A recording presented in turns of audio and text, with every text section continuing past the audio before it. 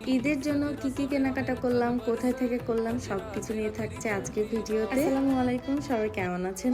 অনেক দিন পর আপনাদের সাথে একটা লং ভিডিও নিয়ে এসেছি। সবাই হয়তো কেনাকাটা শেষ করে কিন্তু বাসায় চলে গেছে, তবে আমরা কিন্তু কেনাকাটা মাত্র শুরু করেছি। রমজান মাসে আপনাদের ভাইয়া অনেক বেশি ব্যস্ত থাকার কারণে আমাদের ঈদের কেনাকাটা করতে একটু বেশি দেরি হয়ে গেছে। আমাদের জীবনে যেহেতু নতুন একটা অধ্যায় হয়েছে, আর সেটা নিয়ে আমরা কিন্তু সবাই অনেক বেশি ব্যস্ত ছিলাম। ভাইয়ার মাথায় কিন্তু অনেক বড় একটা দায়িত্ব ছিল, আর সে কিন্তু খুব সুন্দরভাবে তার দায়িত্ব পালন করেছে আলহামদুলিল্লাহ। এখন কোনো খুশির খবর ফেসবুকে শেয়ার করতে অনেক বেশি ভয় লাগে, কারণ বদনজর বলতে কিছু আছে, যার কারণে ভালো সময়গুলো আর আপনাদের সাথে সেইভাবে শেয়ার করা হয় না। তবে আল্লাহ তাআলা চাইলে কোনো এক সময় আপনাদের সাথে আমাদের খুশির খবরটা শেয়ার করব। সন্ধ্যার পরে যেহেতু আপনাদের ভাইয়া আরো অনেক বেশি ব্যস্ত হয়ে পড়ে, তাই কিন্তু আমরা সকাল সকাল বেরিয়ে গেছি শপিং করতে। আমার মেয়েটা যেহেতু খুবই ছোট, আর সে কিন্তু ঈদের জামা কাপড়ের জন্য অনেক বেশি মন খারাপ করছিল, কবে করে দিব না দিব এই নিয়ে। তাই প্রতিবারের মতো সর্বপ্রথম তার আগে ঈদের কেনাকাটা করেছি। যদিও ঈদের আগে কিছু কেনাকাটা করে দিয়েছি, তারপরেও ছোট মানুষ বলে কথা, যত ঈদের আগে করে দিই ঈদের মধ্যে তো করে দিতেই হবে। তার ঈদের কেনাকাটা শেষ করে কিন্তু আমরা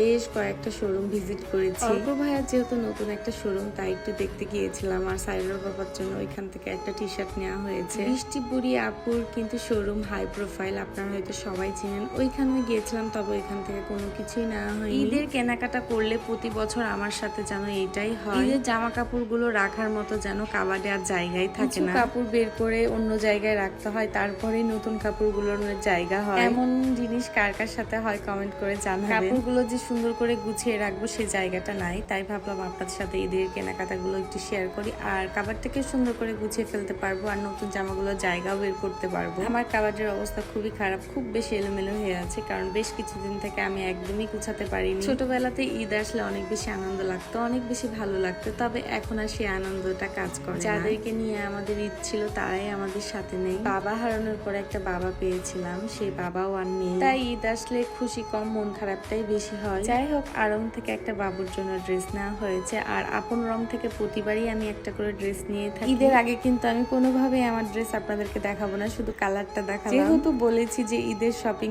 কি করলাম দেখাবো, তার জন্য শুধু কালারটাই দেখিয়েছি, জামাটা কিন্তু দেখাবো না। ছোটবেলা থেকে কিন্তু আমি এমন, সবার জামা কাপড় দেখলেও কিন্তু আমার জামা কাপড় আমি কখনো কাউকে দেখাইনি। এইখানে বলছিলাম যে দুইটা প্যান্ট কিন্তু আমি আপনাদের ভাইয়াকে ঈদে গিফট করেছি। আর তো এই শার্টটাই হচ্ছে নিয়েছিলাম পেঞ্জি থেকে, মানে অর্ক ভাইয়ার শোরুম থেকে। ছেলে মানুষের কালেকশন গুলো ভালো হলেও কিন্তু আপনাদের ভাইয়ের সাইজে ছিল না, এই একটাই পেয়েছিলাম, আর এটা অনেক বেশি ভালো লাগছিল দেখেই নেওয়া। যেহেতু ঈদ বলে কথা, সবকিছু যদি আগে দেখিয়ে দিই তাহলে তার ঈদ থাকলো না, তবে কিছু জিনিস তো দেখানো যায়। এটা হচ্ছে আমার ড্রেসের সাথে মিল করে আমি এক জোড়া স্যান্ডেল নিয়েছি। আপনাদের ভাইয়া যেহেতু কালো কালার অনেক বেশি পছন্দ করে, তাই কালো কালারই নিয়েছিলাম, আর এটা কম বেশি সব ড্রেসের সাথেই পরা যায় কালো কালার। আমার মেয়ের এখানে দুইটা ফ্রক নিয়েছিলাম। এর মধ্যে কিছু মানুষ আছে যারা খুব মনোযোগ সহকারে আমার ভিডিও দেখে, কি রান্না করলাম, কি খেলাম, কি করলাম না করলাম সবই দেখে। তারা এমন একটা ভান করে যে তারা আমার ভিডিও দেখে, তারা ভাবে লাইক দিব না, কমেন্ট করব না, তাহলে হয়তো বুঝে ফেলবে আমি তাকে দেখি। তবে যাই হোক, কাউকে নিয়ে বদ্ধ করব না।